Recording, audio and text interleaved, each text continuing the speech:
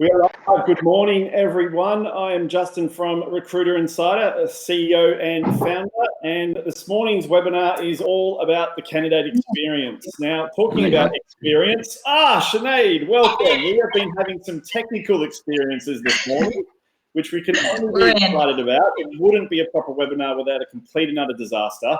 I'm joined by three of Recruiter Insider's clients, who over the last 3 months since the world turned upside down, and I've now rephrased to upside down world, in line with Stranger Things, because that's exactly what it is. I'm joined by Stella, Sinead, and Chris from their respective agencies. Guys, I'll get you to introduce yourselves in a moment, but we're going to be talking about the candidate experience this morning.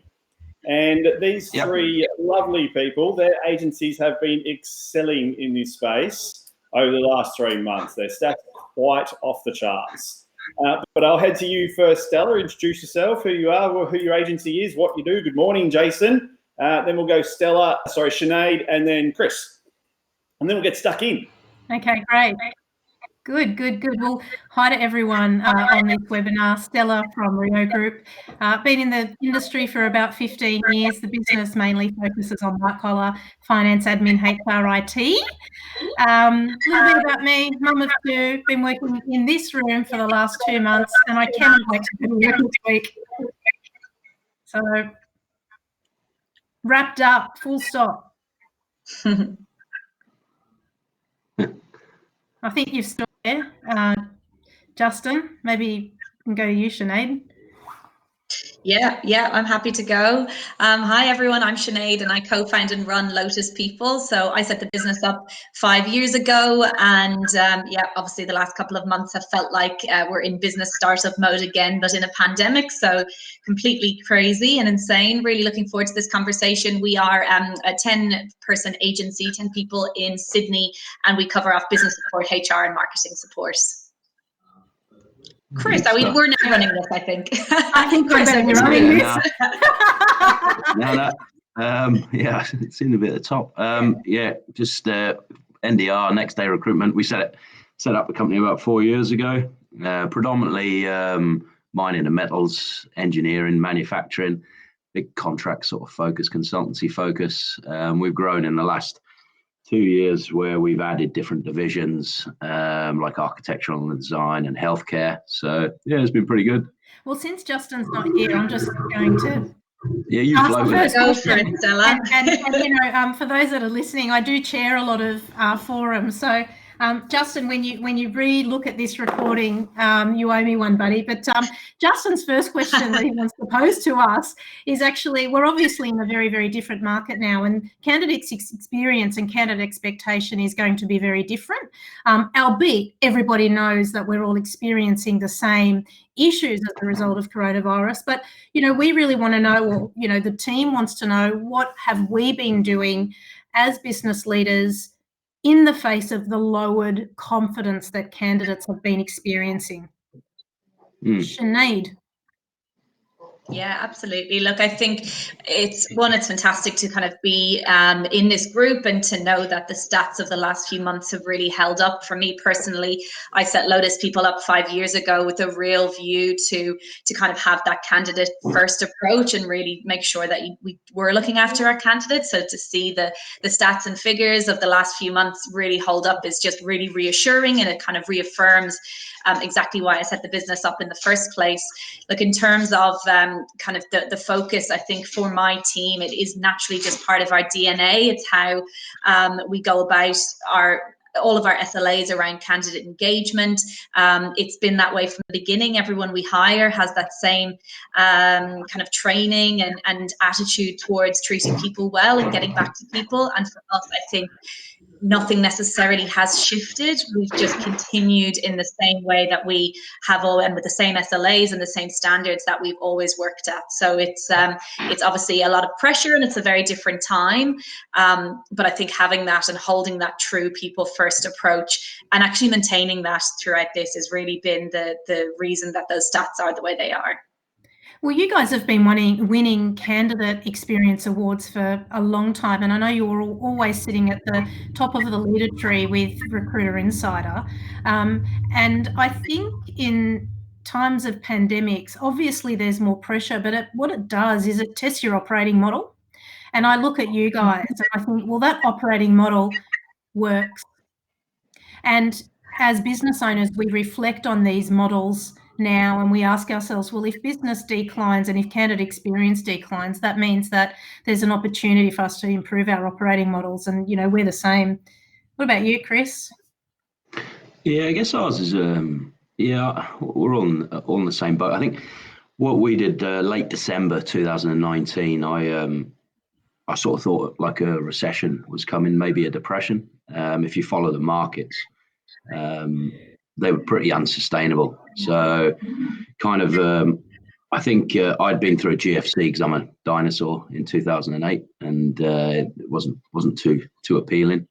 Back then when we were in Cardiff, back in Wales, we kind of acted by targeting those companies where they were kind of recession proof. So back then it was the Rosyth Dockyard, where we were looking at Ministry of Defence project work, things like that. So I kind of held a strategy and direction get together. Never really have meetings. We just brainstorm here, and mid-January that was, in ways to discuss how we were going to adapt and when we were going to adapt. And we did this so that everyone had a bit of clarity. I think that it's important to have routine in whether that be in job or life and I just felt that, look, that sort of giving people sort of diversification can create sort of better habits. So we streamlined what you were going to do, and we went back through and discussed about doing your job, better. So discussed the game plan, discussed doing your job. No point in having the best talent on the back end, because we segregate things here from business development professionals to maybe recruiters, resources. Went over that again. We discussed better ways to act. And I kind of feel that we then went into creating our own individual formulas for success as well. So had more training, looked at different areas that we could target, like back in 2008. And those were probably resource sector and healthcare. They were the most prominent that would probably see us through. Everyone needs coal, everyone needs gold, everyone wants iron and ore. Everybody needs to be treated from a healthcare perspective. So it kind of left us in a good sort of. You're giving us secrets. So Rio Group will be moving into iron ore and healthcare shortly. And what about you, Stella? I actually think, in the face of coronavirus, I think it's much worse than global financial crisis. I think that it's just worse and it's impacted more people. So confidence is low. And I guess what we're doing is communicating to candidates that, first of all, you just got to accept it. And I think the first stage of moving forward through moments like this is acceptance of the reality of what we're in. And through acceptance comes the opportunity for new ideas. For example, an executive loses his job, main breadwinner, household goes to zero income. Accepting that means that individual can then actually be open to packing shelves at Coles or doing something that's unrelated to his or her professional vocation. So we're encouraging people to have that conversation with themselves, like turning in. The other thing is just empathizing, like normalizing the fact that this is kind of real. It doesn't matter who you are or how much money you earn or, where you sit in the pecking order of any organisation. This is touching everyone. And empathizing allows people to then move back into acceptance. And also then, giving people hope and just saying, bringing people into the future, because it will end at some point, right? Like, it's not going to go forever. I hope not. No, fingers crossed. I can't write as long as hanging out in this room, I'll tell you that now. So I've got the second question here, which is, and Justin, can you please come back to your round table? You're doing very well, Stella. Honestly, you're gonna get a lot of what from me. He does owe you a drink.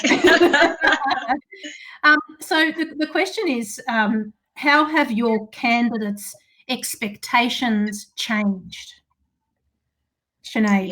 Yeah, I'm happy to jump in there. Look, I think they've changed in the sense that I actually spoke to the team yesterday about some of these questions, and we kind of did a bit of a brainstorm around kind of just reflecting on the last couple of months, because when we're in it, and we're doing what we do, and we kind of obviously have a strategy, and we obviously are putting our best foot forward and doing what we can, but a few minutes to just reflect yesterday. And I think with the team, it really felt like everyone has just come to the table and saying, you know what, we're open to temp, we're open to part-time, people are just open to a lot more, even lower level roles, maybe supplementing part-time temp work with study where they've always been in full-time work. So I think the nature of the environment and the market that we find ourselves in has resulted in most candidate expectations being just a little bit more flexible and a little bit more open in what they take on.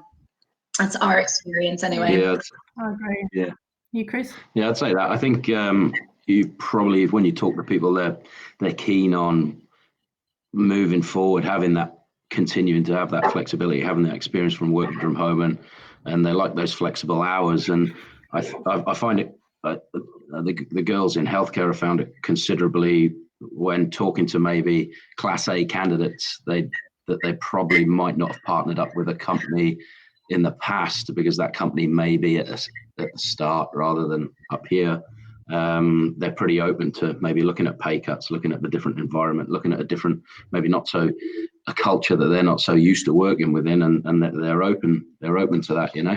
I think from an engineering perspective, we're quite fortunate where we've still been making those permanent placements, although we had a strange one back in February where a guy had verbally accepted and was chasing his contract, and then we got the contract sent through, and then within 10 minutes he'd emailed us back saying, due to the COVID pandemic, I'm not willing to move from Tasmania to Sydney because I think it will be hit badly, and he worried about his partner finding work. So yeah, I think as you mentioned those words like empathy and reaching out to them, I think if as long as you're black and white and honest with them, I think that's the sort of best way you can be. Yeah. I want to talk from the perspective, like in relation to this, you know, how have your candidates' expectation changed? I'm actually going to change the question because I'm the same, but how have recruiter expectations changed? So when I talk to recruiter to recruiter, there's often a lot of bravado, which, you know, we're doing real good. You know, we've got lots of perm jobs on, temp revenues remain the same. And, you know, in most instances, I can believe that, but in many instances, I don't. And I did read some things coming out of Shortlist the other day, and there's probably only a handful of companies right now or recruitment agencies in very, very specific sectors where GP hasn't been impacted, and therefore their recruiters haven't been impacted. And I think, you know, for this is, from a recruiter perspective, is really acknowledging and that this is impacting our sector quite significantly, and that there's, you know, very few companies out there that aren't experiencing GP decline or job volume decline, and therefore, you know, having empathy and having really truthful conversations and not buying into the hype that most recruiters talk to, because we're salespeople, that we're doing real well, you know, and there are a lot of industries that aren't doing so well because of the decline in the sector itself, you know. So that's my contribution from that perspective. I'll go on to the question, which is, the market will turn eventually and confidence will improve, but candidates are really scared. How are you managing this, and what advice are you providing them? Yeah, look, I think it's exactly right. I think people are naturally afraid and uncertain, and there's obviously a lot of things going on. I had a conversation this morning just speaking about what you touched on, Stella, around our industry. I came together with a group of women this morning, and we asked Greg Savage to come and speak to us, and he joined our catch up and kind of gave some insight, and he was speaking about candidate care and the importance of candidate engagement, and how as leaders we should have a focus on that as much as the client side. Because if your consultants are in a week speaking to 50 people, then it's still 50 people who, even though there's not going to be direct revenue coming from it, still 50 people who have had a positive experience with your agency and who will be taking that into kind of into their lives and into the awareness and the credibility of your business. So yeah, I think it is it's definitely something that we have to be aware of, the humanity of it.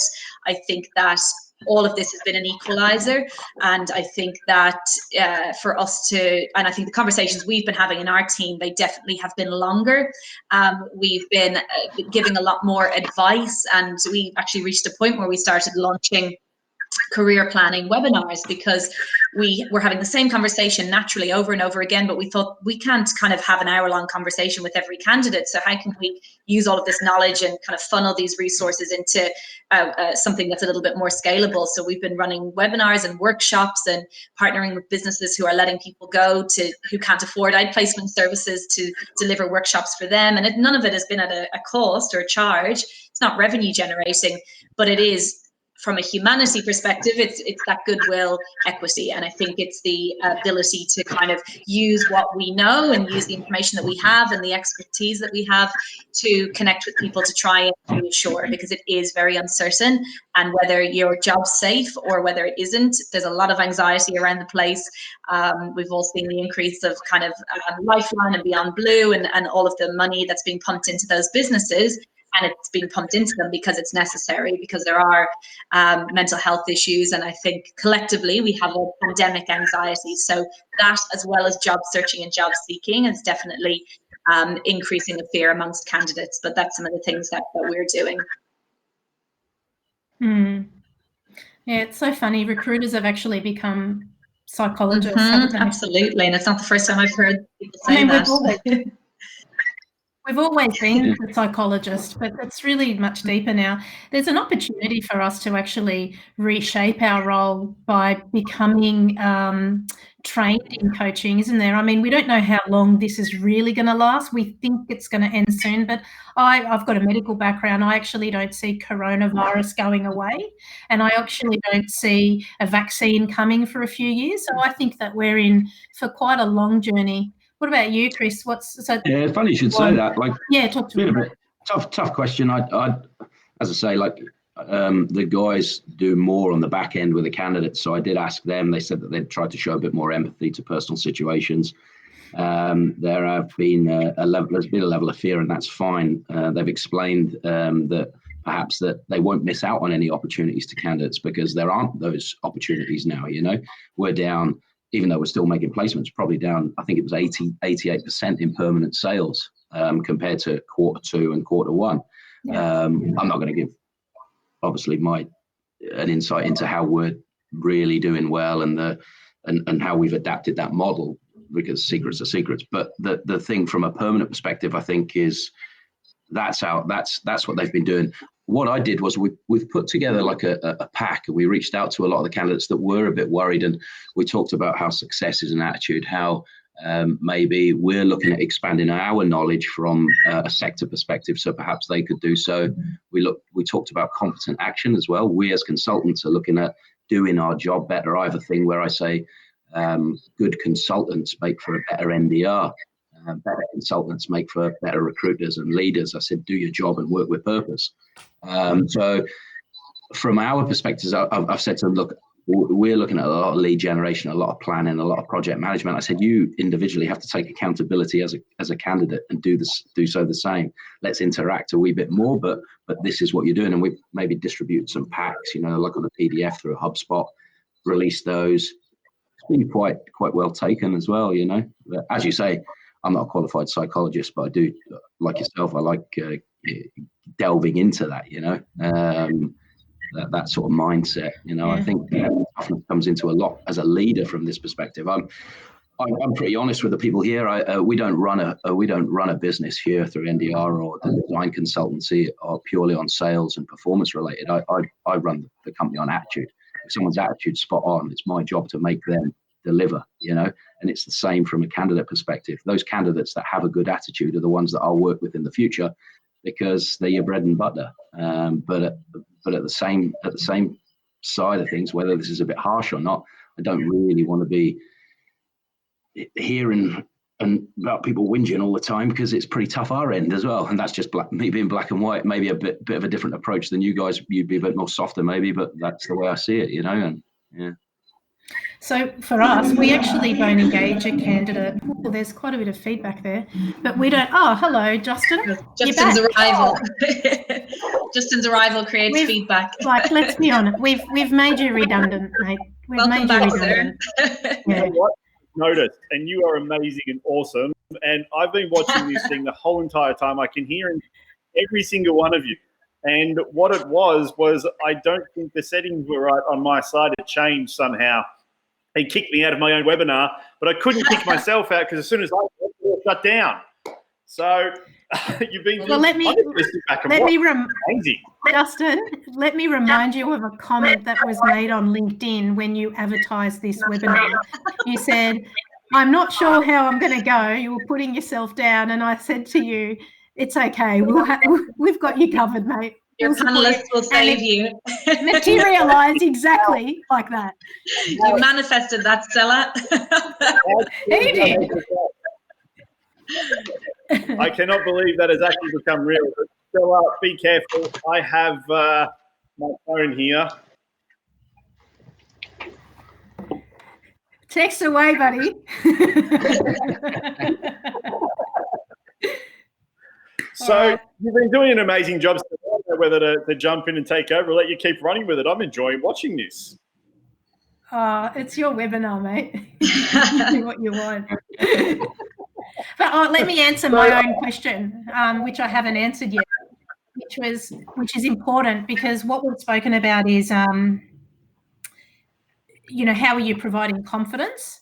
And what Chris and Sinead have spoken about is, I think they're referring to candidates that might not be in a process, but what we're doing for candidates that are in a process, so with our perm jobs or with our temp jobs, is we are only working jobs that are retained and paid up. You know, there's a term sort of fee paid up front, or, you know, very, very much terms and conditions assigned where if they pull a job, there's a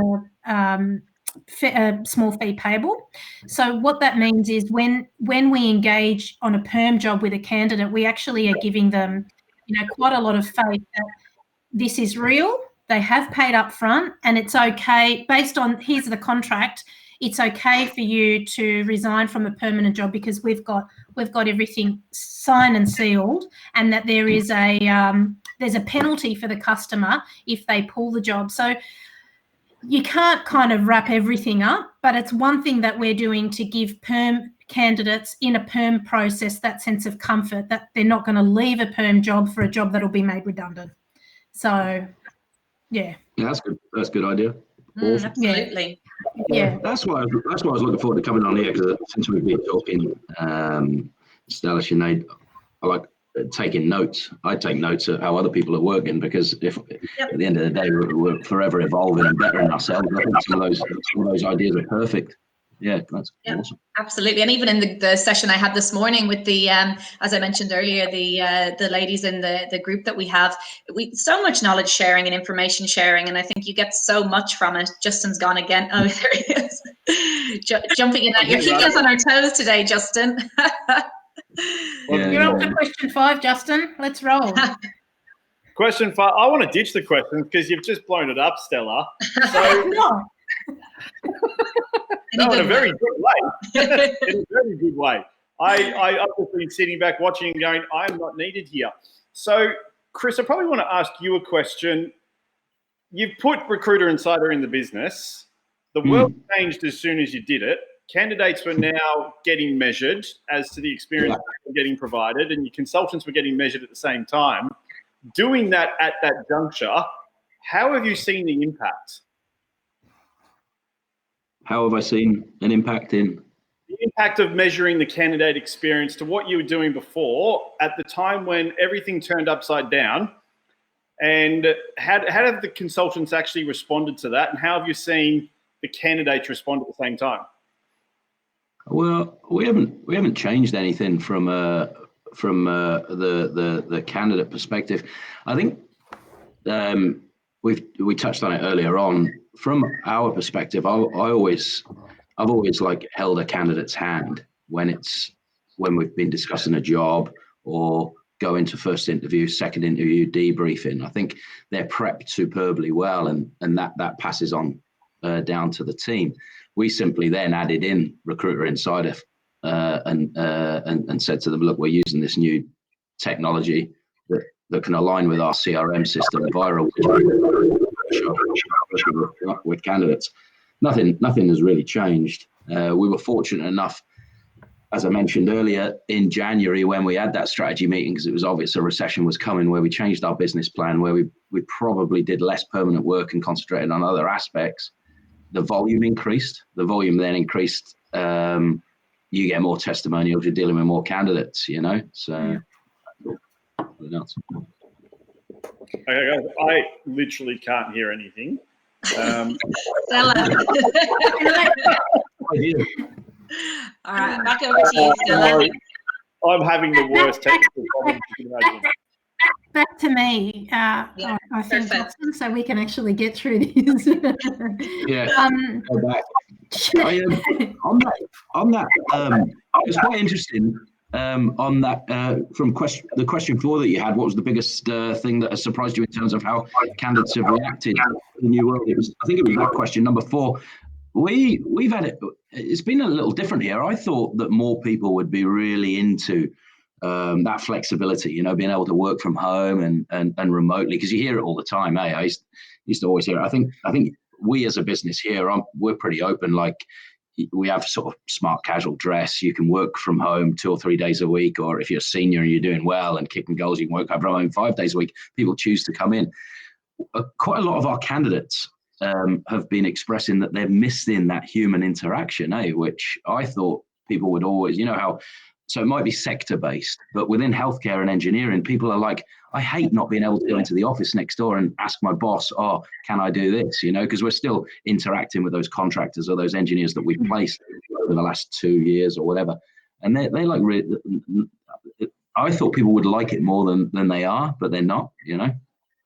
Mm. There are 2 things happening.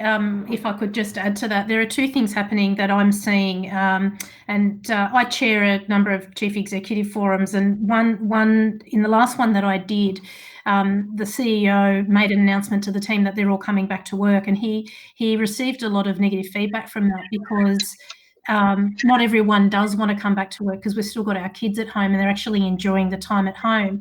But then on the flip side, there are others that probably more younger people that are kind of desperate to go back to work because of the isolation and the loneliness. So I think the challenge that we've got here is actually, how do we now cater, now that we've all experienced working from home and we've experienced picking up our kids and we've experienced eating from our fridge and not buying from, you know, the sushi shop next door, how do we actually integrate our current world into the new world? And I think that's going to be really interesting to see how our clients play that out when we recruit for them, because it's going to come up as a requirement.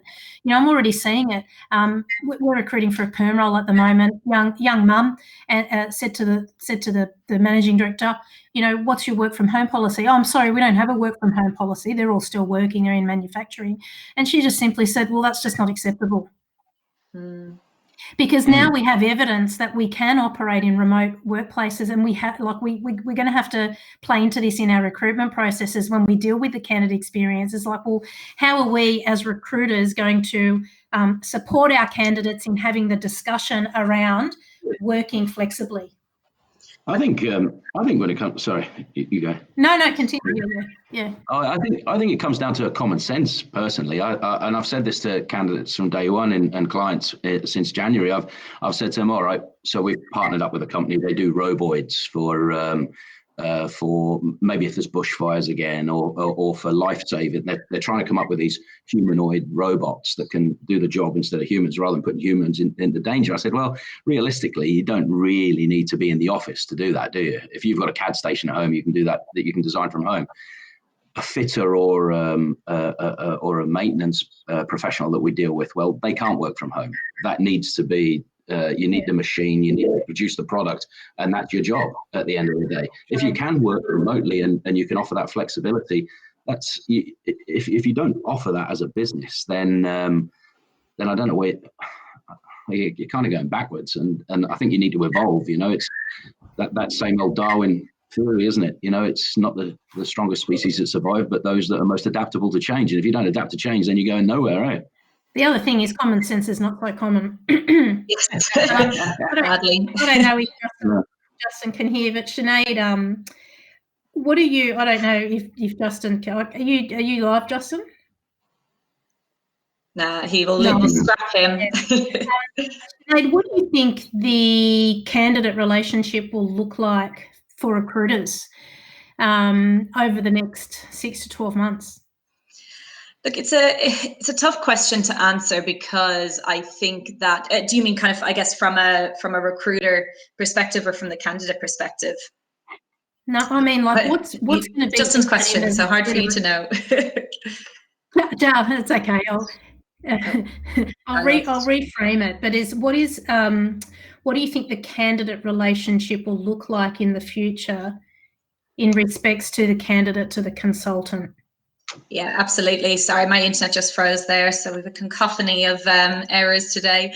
But have I lost you? No, we can hear you. Yep, we can hear you. Oh, perfect. Really? It's just frozen there in the camera. Look, I think what I've really seen over the last 2 months, and my team have echoed this to me when I spoke with them about it yesterday, is, as I said before, this whole experience has been an equalizer. And I think that candidates are more open to kind of having that recruiter relationship. And as soon as this all first hit, I actually ran a webinar, and I had a couple of hundred people in attendance of the role of recruiters during COVID. And we spoke at length about how we are in the market every single day. We are having conversations with businesses of all sizes. We know what's going on. We have our finger on the pulse. And I think individuals and candidates throughout this whole experience will really realize that. And I think that those who are savvy consultants and who are relationship building consultants will see the opportunity there to have that open many doors, to build strong relationships that will last for years.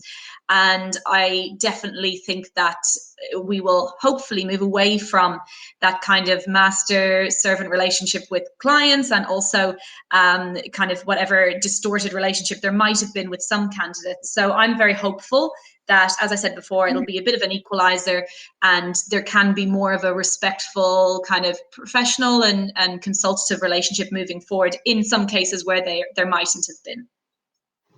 And that's your secret sauce, isn't it? You put candidate at the focus of your operating model. It's this, you want to build a business in recruitment, focus on the candidate.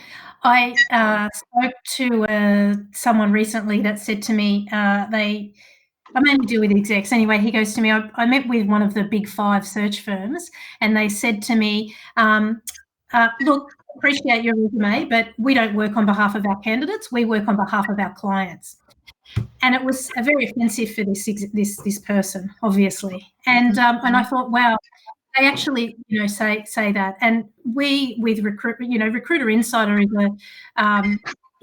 is a system that we use because we, as business owners, value the candidate experience. Mm-hmm. Yeah. And it's a culture, right? That's our culture. We've got exactly the same culture. We've always been candidate focused. And if I say to the recruiters, if you've got no jobs on, start with the candidate cycle. Don't start with your client cycle, because your candidates will tell you obviously what's going on in the market before your clients will, and then the cycle starts. But for us, with respects to that question, I think my only contribution at this stage is recruitment's really intimate. And I think losing a job or going for a job is very revealing.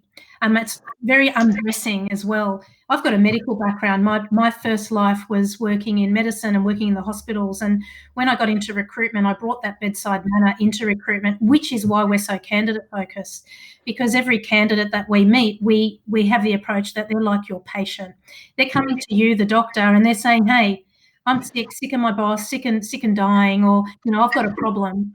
And they're really sharing, and they're really undressing themselves in front of the recruiter. And what I see is one of the biggest issues in some recruitment practices is that we don't approach the candidate with a realistic understanding that they're actually very vulnerable, and that's why they're coming to you. Mm-hmm. Now, in COVID-19, vulnerability is just completely heightened. So our operating model really plays into environments like a pandemic, because people are flocking to our agency for light, support and hope. And what our recruiters are doing at the moment is sending video messages. So we tend not to do bulk emails. We're not a bulk email type company, but our approach is if you don't have time to physically call that candidate, it's face to video. It's a 30-second video on your mobile and send. And I reckon I'd do 25 of those videos a day to clients and candidates, and it's so intimate, So that's one little thing that we're doing to change our approach. It's a fabulous idea. Write that one down. I'm getting into engineering and you can do face to video. Swapsies.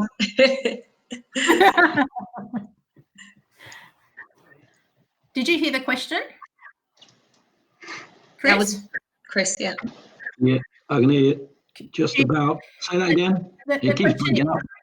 I keep breaking up, do I? Oh, I can hear you again now. You can hear me? Okay, so Yeah. I'm just talking about I've just got the same approach as yourself. They're your bread and butter at the end of the day. And if you get into your job, if you get into recruitment, you've got to maintain a high level of engagement and look after the candidates. Yeah, much more to add. We won't change the way we work here. If with regards to that question, our approach won't change at all. We'll just continue to go ahead. Sinead, there's a really good question for you here that Justin, I don't even know if he's moving there, but it's obviously your trademark at Lotus is your candidate experience. You're always winning those awards. What are the sacrifices that you've had to make to maintain candidate satisfaction over the last few months? Look, it's over the last few months, I don't think we have had to make any sacrifices to maintain it. I think if anything, we have more time, we have less jobs on, we have the ability to have closer connections and longer conversations and kind of be more empathic than we have in the past, just because of the nature of everything that's going on. So I don't think we have had to make any sacrifices. I do think that, echoing everything that everyone's kind of mentioned, it's just part of the DNA. And one thing that of Lotus and what we are all about. And what struck me yesterday is when I kind of went through some of these questions with the team and just put the feelers out with them, it's just everything to them was an obvious. It was like, but of course we would get back to every candidate before the end of the day. But of course we would update everyone at the end of every day where they're at in their process. Of course we would get back to every applicant within 48 hours. And it was interesting to me how everyone in front of me in our team of 10, it's not me leading that and saying this is what you must do, this is my way of running the business. It's just everyone assumes that it is because of everything that goes on with the training, as I say, and the attitudes. It is just that that's how we work. So I don't think we have made any sacrifices. If anything, as I say, we've probably been able to just have a little bit more time or a lot more time to focus on those relationships. Yeah, that's good. And Stacey's actually got a question here, which is, how have you educated your clients on the impact of negative candidate experience? For example, cancelling an interview at the last minute, as they have decided to hire the first person they met. Do you want to answer that, Chris? So how are you educating? So, the first thing is to understand that, out of the three of us, for example, who has experienced poor candidate experience from the client side over the last 3 months? I have. We've had a ridiculous number of job offers rescind during probationary periods, meaning the candidate has left a permanent job to start a new permanent job, and that role has been made redundant.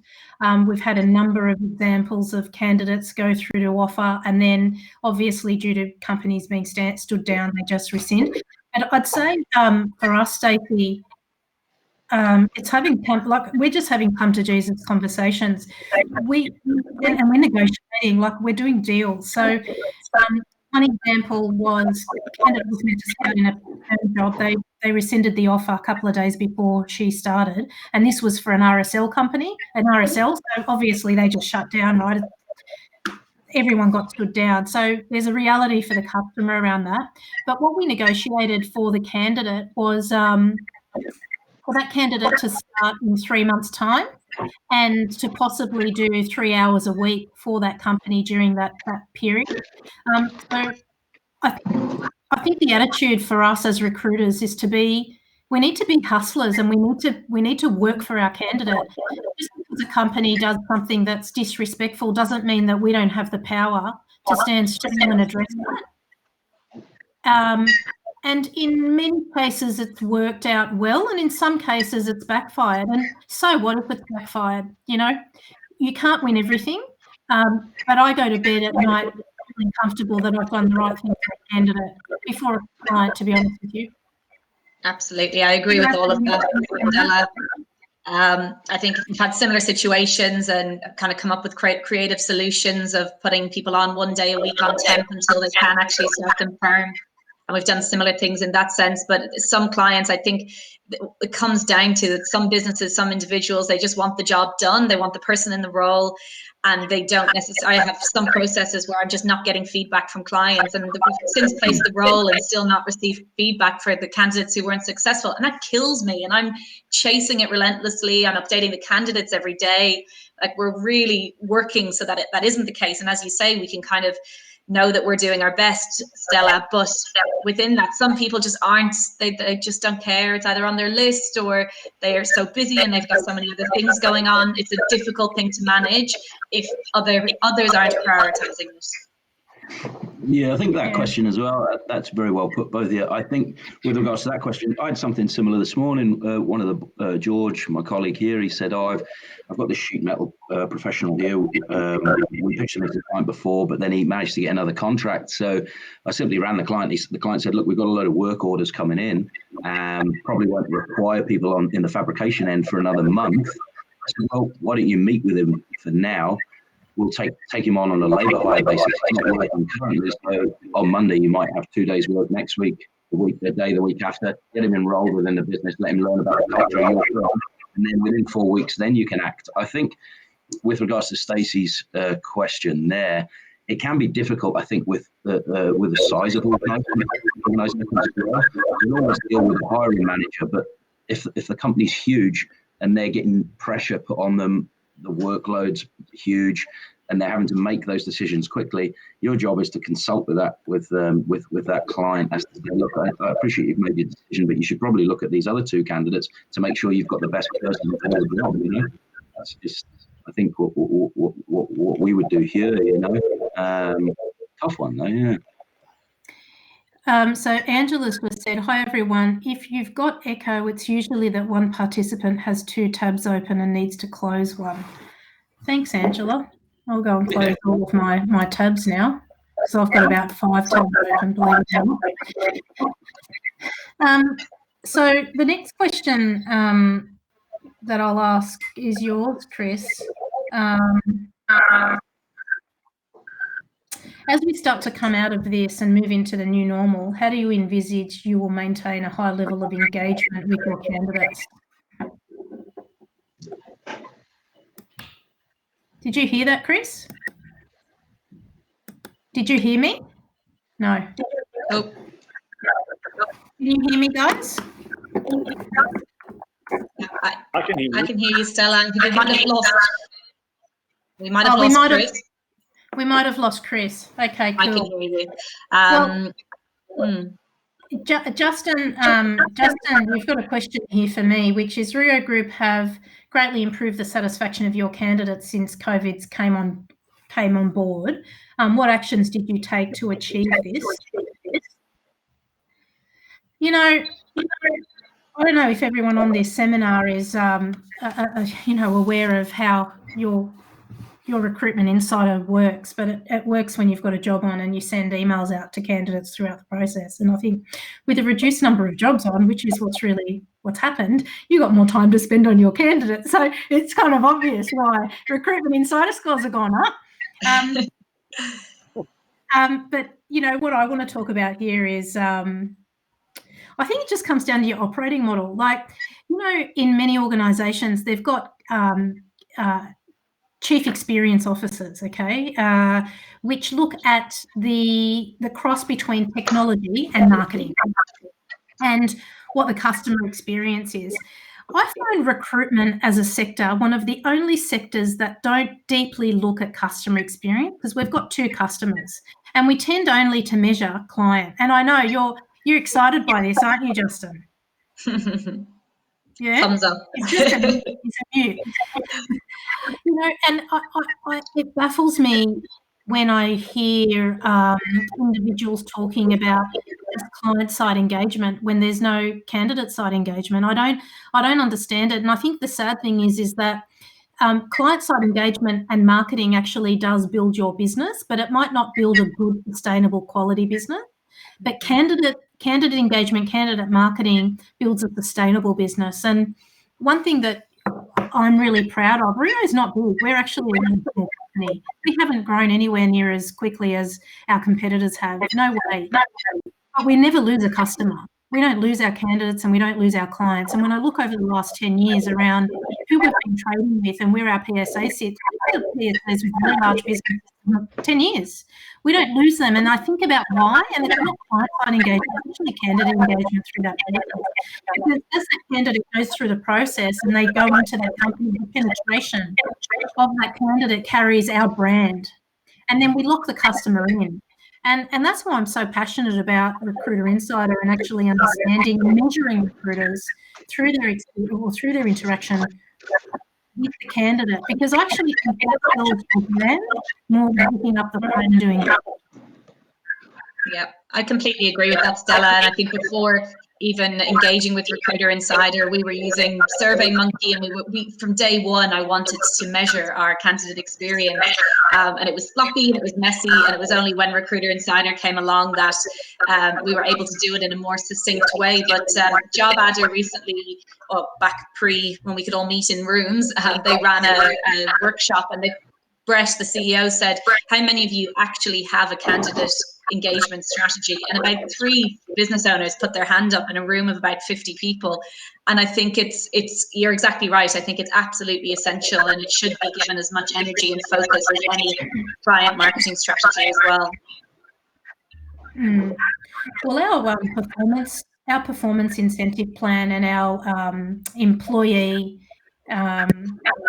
career laddering plan has an insider score or element. So we actually have a look at an individual recruitment insider score against what our company benchmark is, and we see whether they're below the benchmark or above the benchmark, and that has a weighted factor in how we do our PDRs or our performance development plans.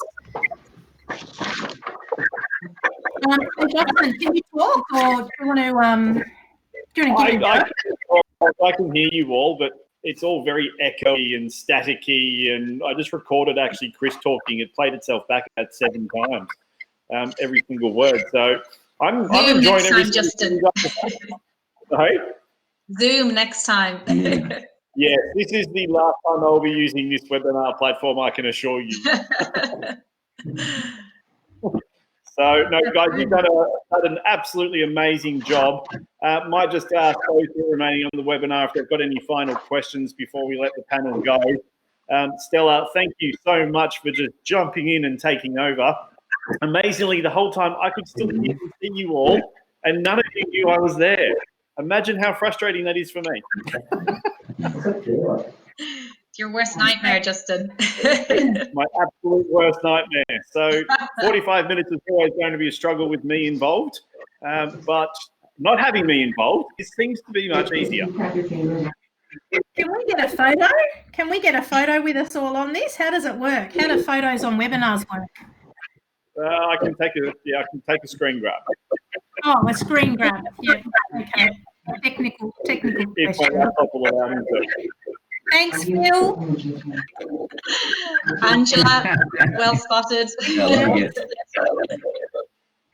Did you see Angela's comment there, Justin? Sorry, we'd much rather look at Stella. Thanks, Angela. You're going to I love it. Yeah, thanks, Angela. You're the best. Yeah. All punches on you. I'll talk to Angela later. See you, Joe. Thanks, everyone. See you guys. Thanks, guys. See ya. Bye. Bye.